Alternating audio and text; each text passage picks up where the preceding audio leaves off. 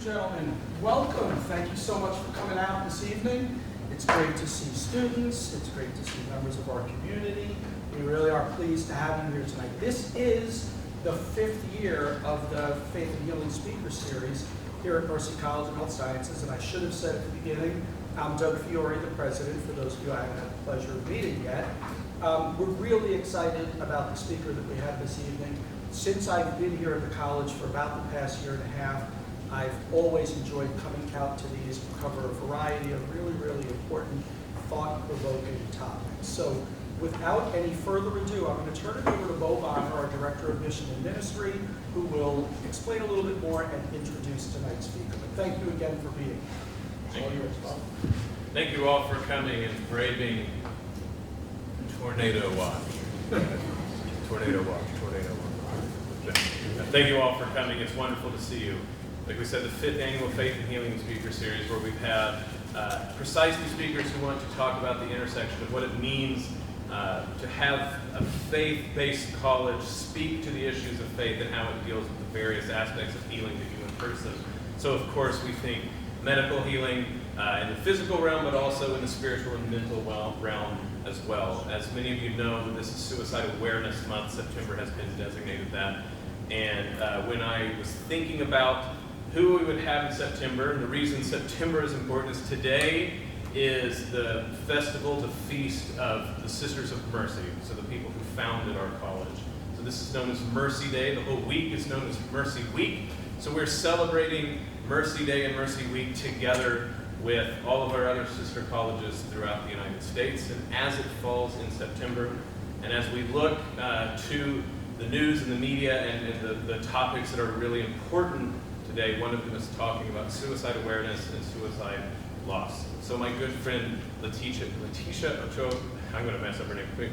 Leticia Ochoa Adams, I've been friends with her for a while online. I got to finally have the occasion to meet her in person so she can get the fly here. She's been talking about these issues for a while now, and she's someone that immediately, when I thought about having a talk in September, that she was the person who needed to come talk.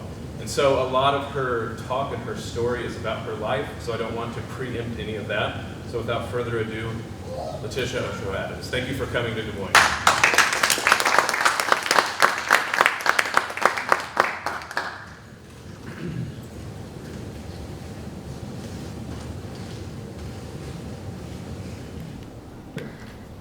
Hi, everyone. As Bo said, my name is Leticia Ochoa Adams, and I am from Texas, which you'll get to know if you talk to me for more than 5 seconds, because I love being from Texas. I guess I'm going to start from the very beginning of my story. I was baptized Catholic when I was 6 weeks old, but that was it. I never went to Mass again, except for my grandmother's funeral and a couple of baptisms.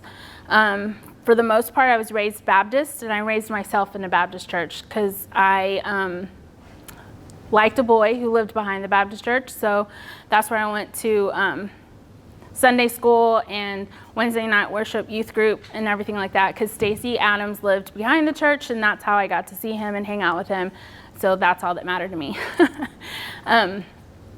But when I started going there to youth group and everything, they told me that Jesus loved me, God had a plan for my life, and all this stuff that really, as a child who grew up with a father, I never knew my father. I was raised by a single mother. I was sexually abused by a man who shared a house with us from the time I was 5 until I was 9 years old. So the message that I heard at church of God loving me and wanting something good for my life really resonated with me because I was poor, I was fatherless, and I didn't feel as if I belonged anywhere in the world whatsoever, but I felt like I belonged for a little while when I was in youth group. So those lessons really stuck with me, but when I was 14, again, the same boy, Stacy Adams, wanted, he wanted to sleep with me, but he didn't want to marry me. And I always tell everyone, if you want to teach girls birth control, just tell them to tell the boys that they want to get married and have kids, and then they just give up. Like, he broke up with me and went with my best friend because he was like, no way, we're 14 years old. And And I was like, but I want to have your babies. It's going to be so perfect. And he was like, no, you crazy person.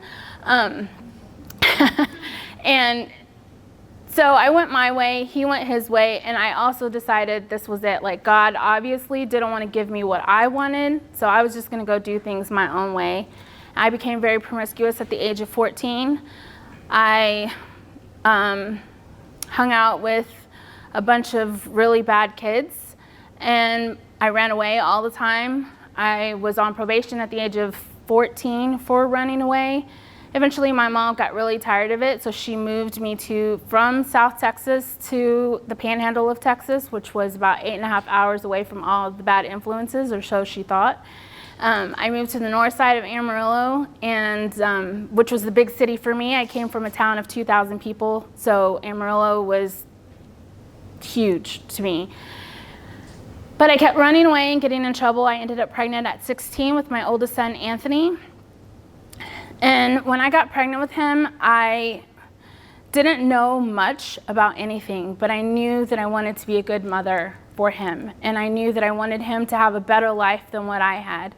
And I knew that all of these people were telling me that I needed to have an abortion because I was 16, uneducated, and I didn't have a future to give to my kid.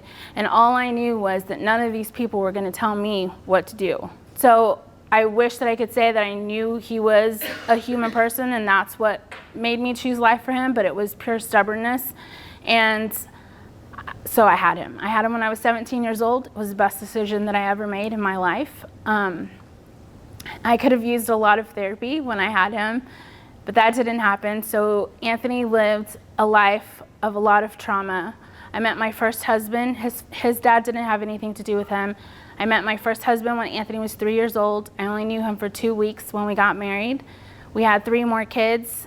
We had a miscarriage at 6 months, which was very traumatic and difficult for me, and no one really helped me through it. No one helped me mourn my child. No one told me what sex my child was. No one told me I had an option to bury my child. Nothing. It was just come in, have this procedure done, and then go on about your life. Even though I knew that that was not how I felt. I knew I had lost something very important to me.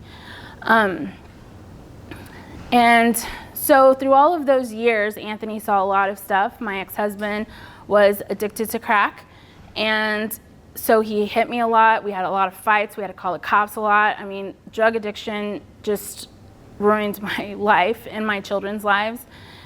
And instead of anyone offering us help with any of that, all they kept telling us was to stop having kids or abort whichever kids I got pregnant with, or any number of other solutions, but no one ever really offered us like therapy or any kind of constructive help in how to change these patterns in our lives.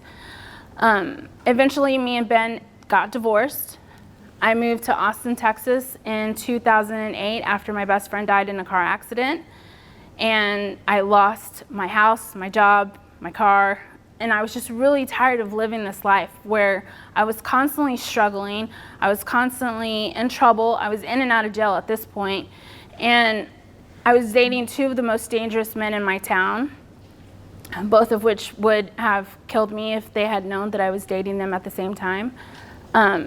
Both of them gang members. And I just didn't want this life anymore. I didn't want the life for my kids anymore. So I moved back to South Texas, away from everybody. I packed everything that I could in the trunk of my car, put my kids in the back seat, and I was like, we're out of here. We're gonna go start a new life. And when you're an American and you're a woman and you're gonna start your new life, you turn to Oprah. So I watched a lot of Oprah to try to figure out how I could rebuild my life, because I just knew that's like who you go to. And she had this series with this guy named Eckhart Tolle, and nothing that he said really made a lot of sense to me, but one thing he said in his book was about what sin is. And he said, sin is not you're horrible or you're a horrible person. Sin is missing the mark on love. It is a failure to love completely.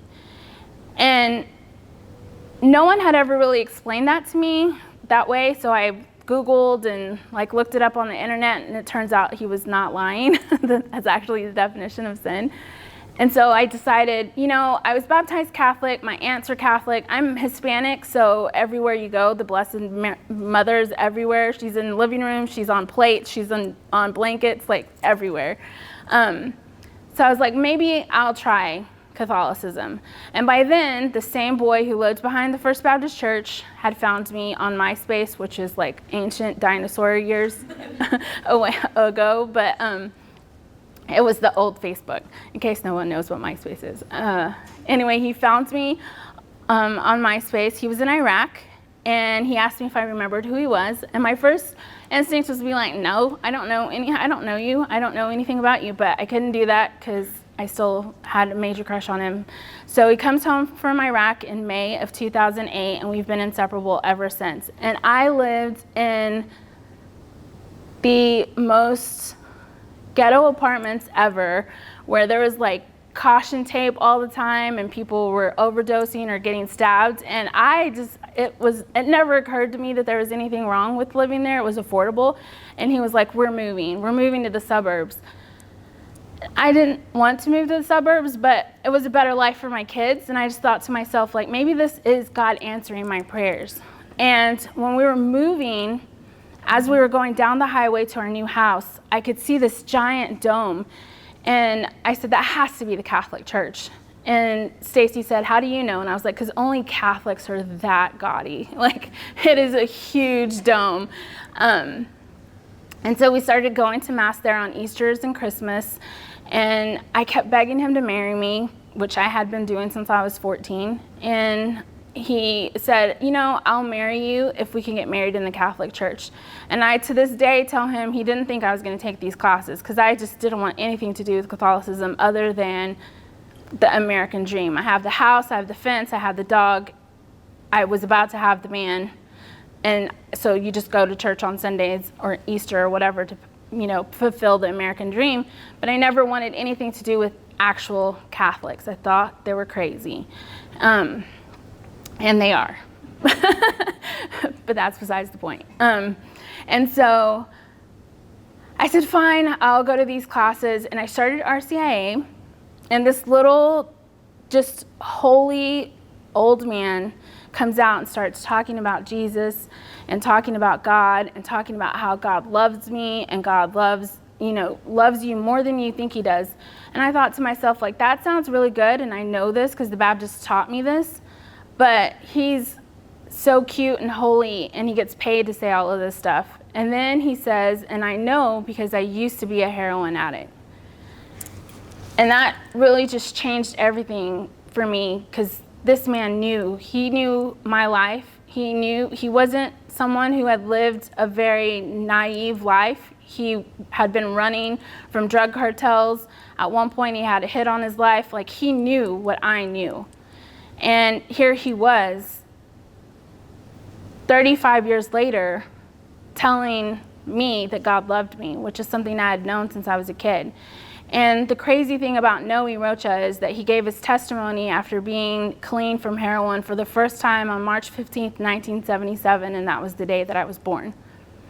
And he changed everything about my life because when I went to go talk to him about my struggles I didn't go talk to him. I went and argued with him. I harassed him incessantly for months and months about how wrong Catholics are, how wrong this teaching is, how wrong that teaching is. And he loved me just as I was. I had no intention of changing anything. And he met me where I was. So after a trip to Rome, I was like, fine, I'll be Catholic. I didn't want to be Catholic. I would have rather been a talking llama, honestly. But it was fine. I was like, okay, I do believe. I read the catechism and I read what the church teaches about marriage. And that's all I had ever been looking for in my whole life, was for someone to love me that way. And we had a beautiful wedding. It was the best day of my life. My son, Anthony, walked me down the aisle with my uncle. And I thought, this is it. This is the rest of my life. This is my fairy tale. It's perfect. I wore a white dress, which I never thought I was going to because I was really promiscuous. When I say that, I'm not lying. I'm not like kind of. It was for real. And so I didn't think I was going to wear a white dress for my wedding day, and I got to. And the best priest in the world officiated our wedding. And I just thought life was going to be happily ever after. A couple of years later, my husband's mom died, then his dad died, then his best friend died, who was our employee and also one of Anthony's best friends. And then it all ended on March the 8th of 2017 when my oldest son, Anthony, died. He committed suicide in my house. I was the last person to see him. I was the last person to talk to him. He called me at 1:51 p.m. and told me he loved me. And when I walked back into the house at 2:15, he was gone. We didn't find him until 4:45. And it was the opposite of my wedding day. It was the worst day of my life. And partly I survived because of shock, like just how your body works in traumatic events like that. I went into shock, and and a month before that, my aunt, who was like a mother to me, who was the one who cooked the food for my wedding, passed away. And 10 months before that, my uncle, who was like a father to me, who saved me from the house where the man lived who abused me as a child, he saved me from that house, and he passed away 10 months before Anthony. So in a matter of 11 months, I lost my uncle, my aunt, and Anthony. So I knew all of the things to do. You call a priest, you call the morgue, you call 911, they take the body, you sign for I knew all the things, so I did it automatically, and I didn't even realize how in shock I was until about 3 months after Anthony's funeral, when the rage came. And I was so angry. I was angry at God, I was angry at myself, I was angry at Anthony, I was angry at his fiance. He had two children. He has 2 children. They were 3 and 1 at the time of his suicide. They're now 6 and 3. And my 3-year-old granddaughter started having panic attacks, which are horrific when you see a 3-year-old having a panic attack, because they really cannot tell you what's happening. And it just felt like everything had fallen apart after I'd done all of the right, quote unquote, things. So I was laying in bed one day after watching about 217 episodes of Hoarders. And because that's all I could figure to do was binge watch Netflix. I didn't want to get out of bed. I didn't want to take care of my kids. I didn't want to take care of myself. I didn't want to go to school. I didn't want to do anything. And I saw this episode of Hoarders where this lady is like sitting next to the freezer, and she's standing next to this counselor, and the counselor pulls open the drawer, and there's a bunch of dead cats in the freezer that she's been hoarding. And the counselor says, "What happened?" And the lady says, "Well, my son died however many years ago, but I'm fine, I'm over it." And I thought to myself, she ain't over it. Like that, you can't, and then it dawned on me, like, I'm not over it either. I thought the shock meant that I was over it, but I was sitting here, I wasn't hoarding dead cats, but I'd watched 217 episodes of Hoarders. Like, that's a lot. And so I just grabbed my phone and I just put in the notes, "Call Michelle tomorrow. Michelle's my therapist." So I went to therapy, and I had been going to therapy before Anthony died to deal with my childhood trauma. And I realized how much our brains and our bodies remember things that happened to us as children, and how much that connects to what we know as Catholics as far as like theology of the body and how God made us, and it's all connected. It's not separate things. Biology and trauma, neurology and faith are not separate things. They're all intertwined into each other. I'm lucky that I have a Catholic therapist, but she doesn't give me therapy sessions by telling me to pray the rosary. It's real real psychiatry, you know? And she does a therapy called EMDR, where you process your trauma. So your brain at night, your left side and your right side, talk to each other, and they put your memories up, and they process. That's how they process what you've been through during the day. When you've gone through a trauma, your brain cannot do that. It's fighting each other. So they can't put that memory up. So every time something reminds you of that memory, it happens again. So instead of putting it up, you're getting another box of that same memory. And you're just adding to the chain instead of putting it up. And so once we started going through the day, like me and my therapist started going through the day of everything that happened with Anthony, I realized how much guilt I carried in even choosing life for him, because of all the things that people said to me when I got pregnant with him about how I wasn't going to be able to care for him, how I was uneducated, all of this stuff. I carried that with me throughout his entire pregnancy, his life, and then his death. And I felt so guilty that it was eating me up inside, and I had to let it go. Faith-wise, I had to let Anthony go in God's hands. I carry him with me everywhere. Literally, I have St. Anthony medals all over me. I tattooed his name on my arm. But I can't live in the guilt and in the wonder of where he is. He's with God. Wherever that is, that's between him and God, not me. And I had to keep going for my other children. And the way I figured out how to do that is just talking about suicide, just talking about the reality of suicide loss, the reality of grief. It's not easy. I have really bad days. Today, I'm great and I'm fine and I'm standing here talking to y'all. Yesterday, I was on my bathroom floor crying. Like, it just comes and goes. But I get to have joy in my life still. My grandchildren are amazing, and they just really are a gift. They're tiny Anthony's. Sometimes it's not so much of a gift because Aaliyah's just like Anthony, so she'll ask the same questions. And yesterday we were watering, or Sunday we were watering his grave, and she's like, why am I even watering this? He's not here. He's with Jesus. And just walks off, and I was like, she's like, May, that's what she calls me, May, because I refuse to be called grandma. And she said, May, just stop crying. He's fine. He's fine. And he loves skateboarding. She drew this picture for her school yearbook contest, and it's the world, and it's Texas and then America. Texas is his own country because she's a good Texas girl. And it has Anthony on the top skateboarding on top of the world. And that's just how she sees her daddy. And it's been such a gift to be able to see her heal and to be able to help her know who he was.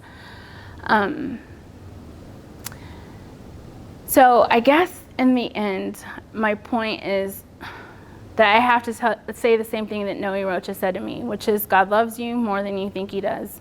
And on the worst days of my entire life, and I've had plenty of them, he's always been there, and he's always brought me through them. And I'm not talking about like God, like, oh, God's so good. He is good. But I mean a real relationship with him as he is. And that's the thing that I've had to learn to have after Anthony died, because I could not have the superficial relationship with God where it's like, oh, God's so good, #blessed. That just didn't hold water after losing Anthony. So I had to actually get to know who God is as he is. And it's much bigger than sometimes we give him credit for. I think sometimes we put him in a box like a Hallmark card, and we think, oh, God's so cute. God's not cute. He's wonderful, and he is just waiting for us to give him a yes. And as soon as you do, which I had to do because I could not, there's no way I could pick myself off the floor. I remember one day I was just very angry, and I was like, I'm just going to be an atheist. And my priest was like, you're telling your priest that you're praying to God to help you be an atheist. That doesn't make any sense. And I was like, well, it makes sense to me. And he was like, you don't talk to people you don't believe in. So you obviously believe in him and you have a relationship with him. And that's when I realized that's what a relationship with God is. A relationship with God is not, am I doing the right things? And is he rewarding me for doing the things that he thinks are the right things? God loved me as much when I was sleeping with randos at bars as he does today, because I am made in his image, and that's the way it is. What's changed is how I love God back, and that's it. and it hasn't been easy, and it's costed a lot of money in therapy, and it's cost my priest his hair. He's bald now. And the best part of it is my mom and I have had the most horrible relationship almost all of my life. And about 2 months ago, I just let it go. And I took her to lunch, and we had a good time, and that's all Anthony ever wanted. Anthony loved us both, and he just wanted us to get along. So every day when I wake up and I look in the mirror and I don't recognize myself because I look totally different than I did before Anthony died, I just remember that who I plan on being today is the mother that Anthony expected me to be, the mother Anthony deserved for me to be, and the mother that I am capable of being. And sometimes that means talking to strangers about my dead kid, but it's worth it. Every single second of it is worth it, because Anthony was a great kid. He was responsible. I have to say all this stuff because my granddaughter wants me to. He was responsible, he was the best daddy, and he loved hip hop. She says for me to always remember to tell everybody that stuff about her daddy. So I don't mind anyone asking questions, and you can ask whatever questions you want, even about suicide or suicide loss or anything like that. I do much better in those kinds of conversations than I do in just coming up here and just talking. So if anyone has any questions, y'all are more than welcome to ask. Can you actually talk more about your time with the specific therapy? And I know that, like, in other contexts, you've talked more about that. So I didn't know if you could talk a bit more about your parts of brains communicating, processing trauma, and things like that. Yeah. So Michelle does. So she does two things. One, she has this whiteboard, and she takes all the crap in my head and puts it on the whiteboard and puts it in order, and she does like these color-coded things so I can kind of see where things fit, and where I have always had an identity problem where I don't feel like I fit in, but then I make friends with everybody, and I always thought that was something that was wrong with me, and she was like, look at the good things in your life. So you've experienced this culture and this culture and this culture and this culture, and then I can see that it is not a bad thing, it's a good thing, and I can start seeing myself in a good way. That's one thing. But the EDMR is so she puts two tappers in your hands and it zaps one side and the other side, so that it gets your left brain and your right brain working at the same time while you're awake, which never happens naturally. You have to make it happen. And so then you kind of go through the hard memory, the difficult trauma memory, and then it puts it away as if you're asleep. So normally your brain does that when it's REM sleep, but if it's a traumatic event, it's like a scratch in a record, and it just can't do it. It keeps skipping. So EDMR is like fixing that scratch so that the record can play. And it's the best. It's I wouldn't have survived Anthony's suicide if I hadn't already had that for 3 years, because it was, I was really doing well at that point. Yeah. How old was Anthony when he committed suicide? 22. It was March of 2017. He was 22, and he would have been 23 that July. So yeah, 22 and a half.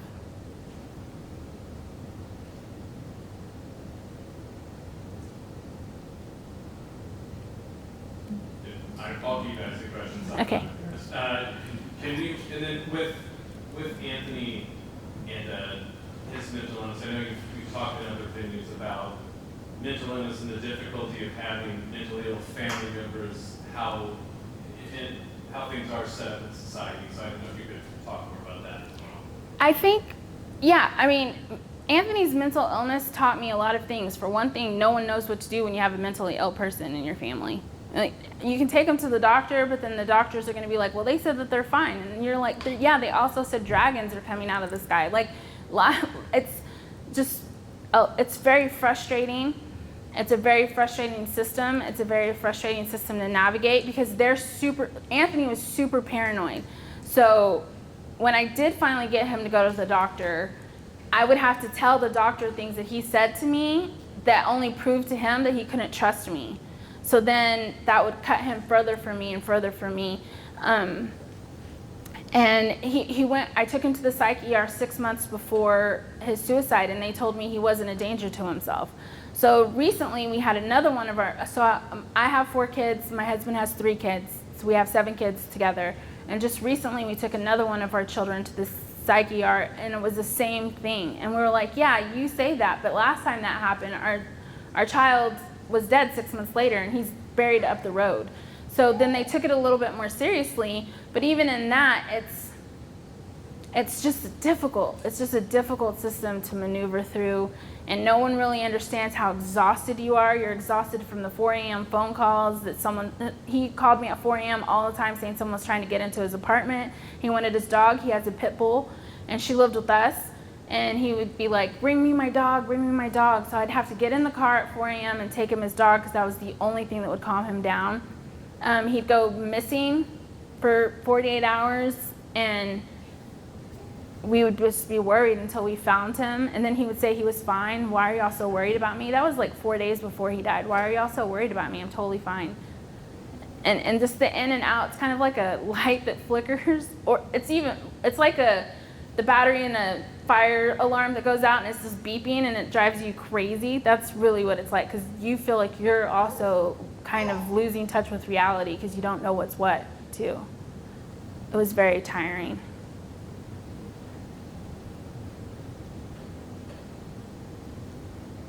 I have children who have mental illness diagnoses, and sometimes I feel like there's no right answer. Yeah. And it really doesn't matter what you do, there's always going to be someone going, So maybe one family has someone who suffers from mental illness, and basically they're a failure to launch child, and they're just living at home. Yeah. You're going to have people saying, Yeah. why are you enabling that person? Yeah. But then you have another family where it's like, that is not working. For the rest of everyone else's sanity, you have to go. Well, that might mean homelessness, because homelessness, in too many instances, how we treat mental illness in this country. Yeah, or jail. Right, is Yeah. a result of our lack of treatment. And I don't know where I'm going with that. No, I mean, you're absolutely right. My 20-year-old, he's about to be 21. He still lives at home. He doesn't have a job. He's going to community college, taking 2 classes, and he's got severe anxiety and severe depression and now PTSD from Anthony's suicide, on top of the kid that we had to tell to leave because he was refusing to cooperate with treatment. So yeah, it's different all the way around. There's not one right answer, and I think every family, I honestly feel like the problem is the community doesn't really understand what that's going through, so the family's exhausted. And instead of being able to say to your parish or your school or whatever the case might be, like, this is what we're dealing with, and them supporting and helping that, instead it turns into, well, you should do this or you should do that, and then that's even more exhausting. I think the same thing happened with Anthony's suicide. After his suicide, it was so easy for people to say, well, pray this novena, or look to the Blessed Mother, she lost a son. Well, the Blessed Mother's full of grace and her son was God. My son wasn't, and I'm not full of grace. I flip people off in traffic all the time to prove it, So those things are like, I get what people are trying to do, but the real support is in sitting with you in those moments, in the hard times, or letting you take a nap and watching the person, or feeding them lunch, taking them to lunch so you can take a nap, It's the same thing with suicide loss support. I think it's always the key for me to tell people, just give them a break. That's all we need sometimes, not advice,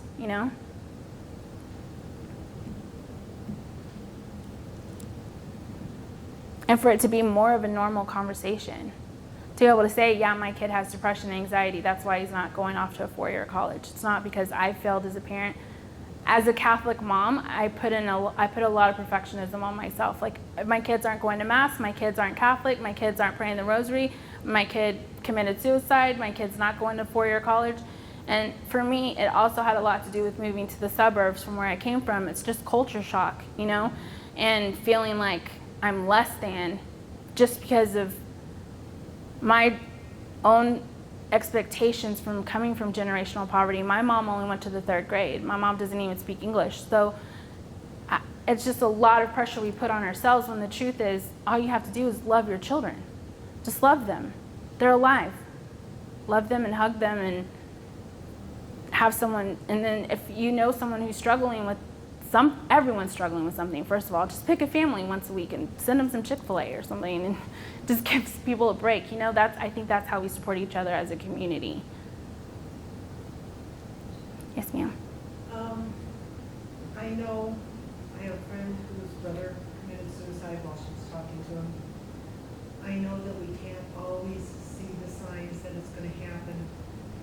Do you have suggestions for how we can be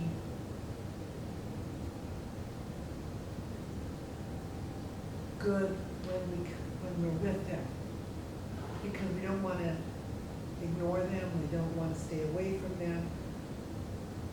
When we're with them, what can we, I mean, you can't say anything that's going to help, Yeah. but what can we say that isn't going to make it worse? To the person who's lost someone to suicide? The person who's so we come, we can bring food, like Yeah. everybody brings food when somebody's lost somebody.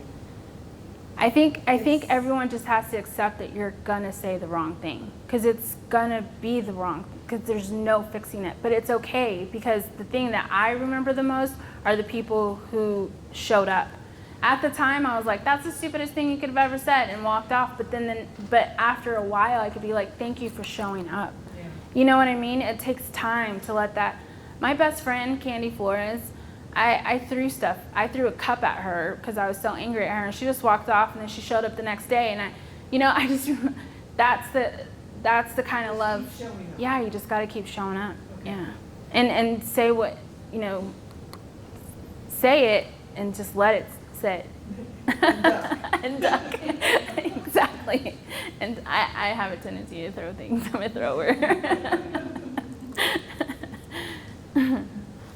I have a nephew that, concerned about him, I would say. But he was having some hallucinations, and some of them actually turned out to be true things that were going on with him, and some of them were, of course, true hallucinations. And he's recently gotten divorced, and of course now he's getting mixed in with some wrong people. But all I can do is just be there for him and try and support him and try and direct him. But any other advice? I mean, he's like 5 hours away from me. Yeah, no, This last weekend we just spent some time painting and watching a football game. Now, trust me, I don't like football. I watch the football game. I think that's the best way to do it, honestly. I mean, people ask me that all the time, and if I knew how to prevent suicide, I wouldn't be standing here. Like, I just wouldn't. There was nothing I wouldn't do for Anthony. I'd walk through fire for that boy. He meant everything to me my whole life. I was 16 when I got pregnant with him. When he died, I didn't even know who I was anymore, because he was such a part of my identity that I had to really learn that I'm still in a relationship with him. I'm still his mother. He's still my kid. No one's ever going to stop that, No one, nothing. Death cannot change that. When I got to accept that, then I was okay. But, I mean, it really took me a long time, because there's nothing I wouldn't have done for him. I would have cut off my left arm. I still would. I still would give anything back. I just got a brand new car, and it sucked because he wasn't here to see it. He wasn't here to sit in the car. And I told my husband, I was like, I think maybe I'm just going to give it back and go back with my old car. And he was like, your old car is so ratchet. Like, it's got dings on the side of, it's been hit from both sides. It's crazy. But it was the last car Anthony drove. So I just felt attached to it. And he was like, so he put pictures of Anthony in my car. But yeah, there's just nothing anyone.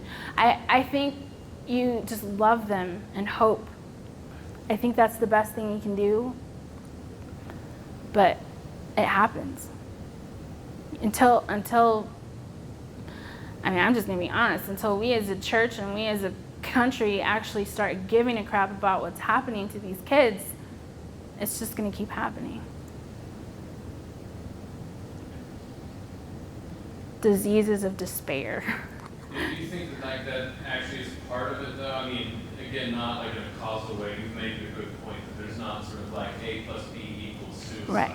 Right. Right. But do you think that there's a way in which the general approach suffers from this idea that there's like instrumental, like if like it's a process problem. Like it seems to me when I listen to it in the news, people keep acting like this is almost like an engineering problem, right? If we just did things in the right order. It's not about order, but I can tell you one thing. I was really involved in the pro-life movement for a really long time. But the thing is that even when I said yes to choose life for Anthony, I didn't have the tools I needed to give him a life. He had a life of trauma because I had a life of trauma. I come from generational trauma. My mom worked in the field. My grandparents worked in fields. Like, we were field hands. They didn't know how to parent. They didn't have parents. And you know, it just goes forward and forward. So when a woman chooses yes to life, I think it comes more than just giving them diapers and giving them medical care. I think it also comes with giving them therapy and helping them. I have so many friends who could benefit from therapy all the way around. And I mean, right now in pop culture, that's another thing about things that I see that other people don't see. Right now in pop culture, mental health is becoming this big thing, and people are talking about it in communities where it has never been talked about before. The hip hop community is talking about mental health all the time now. And instead of us as Catholics like cutting that off and not listening to what they have to say because their lyrics are this or their blah blah blah is that, I think it's so important to work together on common ground that we have in that space, you know.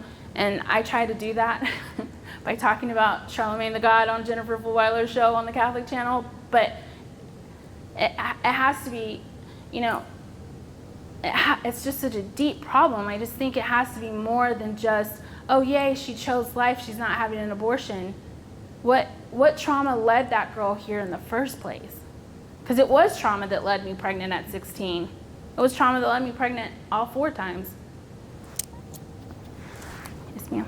How do you, because my mom helps run a pregnancy aid center. Yeah. And they have counseling available, but nobody wants to take advantage of it. So how do you present it in a way to help them see that, you know, this is beneficial even if it is hard or difficult? I think you just have, what you sheep beget sheep. So you have to have people who've been where they are, who have healed from that, helping them.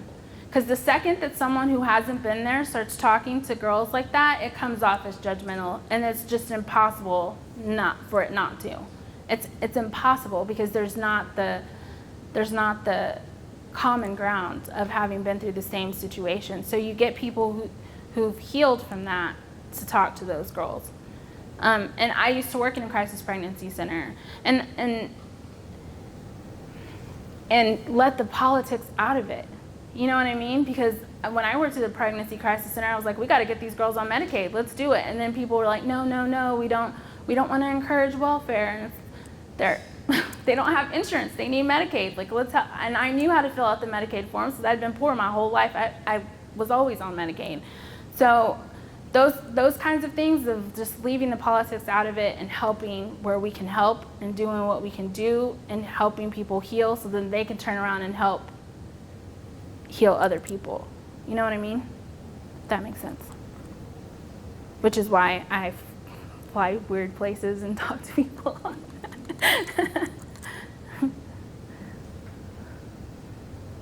Well, what if the rapper's rhymes are weak? No, I'm kidding. Don't ever say that yeah, again. So that's something too, right? So as long as therapy is seen as something like the middle class people do.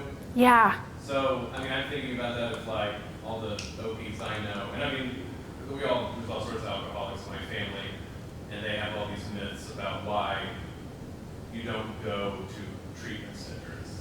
And they, you know, it's all sorts of deferring things.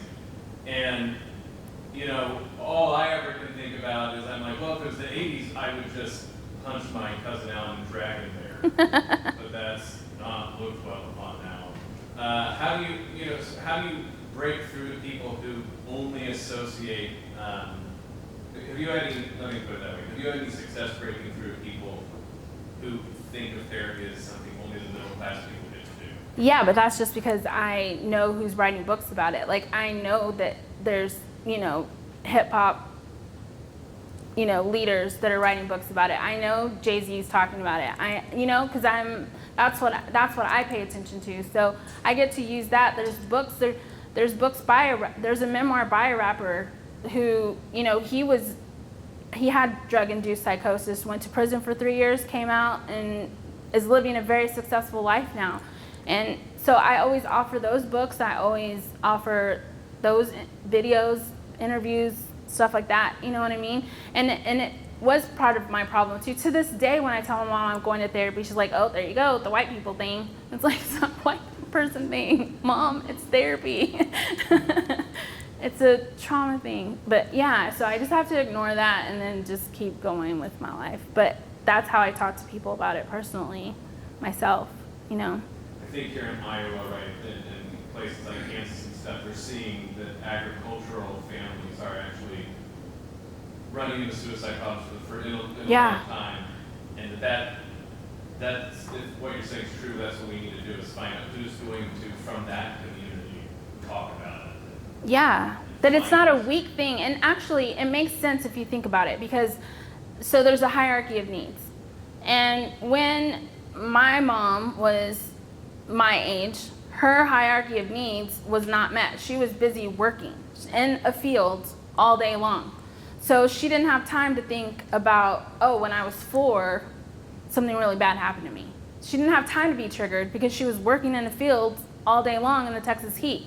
But us in this generation in 2019, we have a lot more of our needs taken care of, which means then our brains do have time to think about, or to get triggered, or to not process, or to whatever. I mean, my mom, after working in the field for 12 hours, was sleeping pretty solidly, so your brain can process.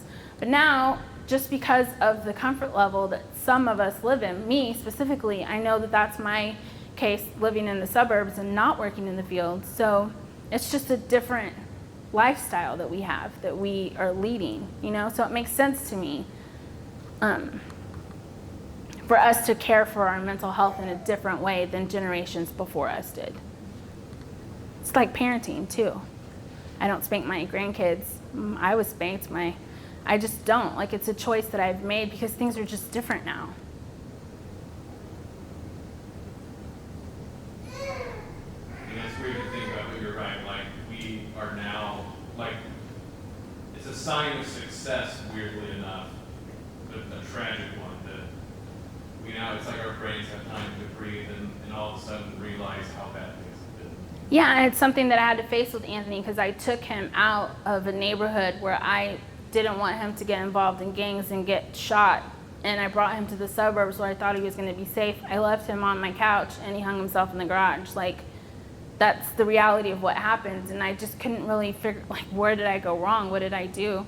And it's just that, when you have so many other needs taken care of, then it means something else still needs to be, you still have needs, it's just they're different ones.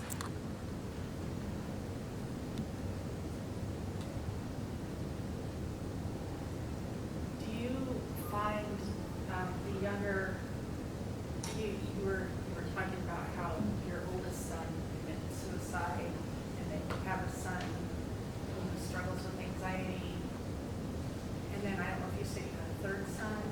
Mm-hmm. What do the younger ones see when they see their older siblings going through this chaos? Well, because of how we grieved as a family, and we were honest with one another, and because of where we come, just because of our cultural background, we knew we had to lean on one another to survive. So we're actually more functional now than we were before. So everyone pitches in. Like, right now, I'm here. My daughter's feeding the dogs. My second oldest son is cooking dinner, and my youngest son is taking everyone to school. So everyone functions as a family, and we're all functional, and we guard that. And if someone doesn't want to cooperate in that, then they can't because we're all trying to be better and healthy and stay safe. We consider it a safety issue because if it's dysfunctional, we're not safe. So we just guard that, if that makes sense. And we still took care of my other kid. He's with my sister-in-law, so we still took care of him. It's still our responsibility. It's just you can't be in our house. Yeah. And so the younger ones just see it as this is how our family is, and it's the same as if we had someone with cancer in our family. You know, you show up and you do what you can, and then you do your homework. We only have one in school, so I'm pretty excited. She's gonna be 18 in October. Oh.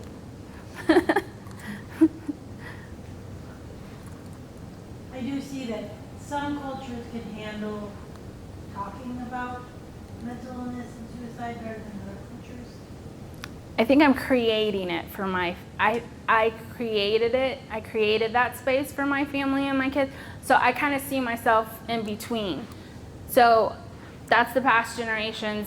This is the future generations. And I see my grandchildren, and I don't want my grandchildren I don't want to pass on the trauma to my grandkids, so it stops with me. I was born in this sandstorm. I don't know if any of y'all saw this on Facebook a couple of months. There's this sandstorm in the Panhandle. It's called a haboob. Everyone thought it was funny because of the name. And it's this giant wall of sand. And I was born in the middle of it. When I saw that picture on Facebook, I just realized, that's the symbol of my life. It's like, no more dirt is getting on my grandkids. It stops here. It's stopping here. Whatever I have to do to make that happen, it's gonna. Because my 2 grandchildren live the life. Aaliyah's so suburban. The other day she said something, this kid didn't have $1 for popcorn. How can you not even have $1? And I was like, oh, girl, you have no idea. And my daughter said, stop talking like that around May May. You're going to end up in a soup kitchen feeding the poor on Thanksgiving. I'm not down for that kind of thing. I'll make you feed the homeless.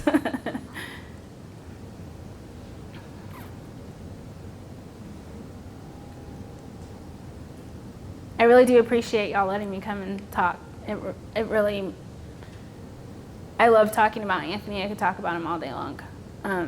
So I really do appreciate y'all letting me come and talk about him. Thank you all, and I just want to say before everybody leaves, let's all give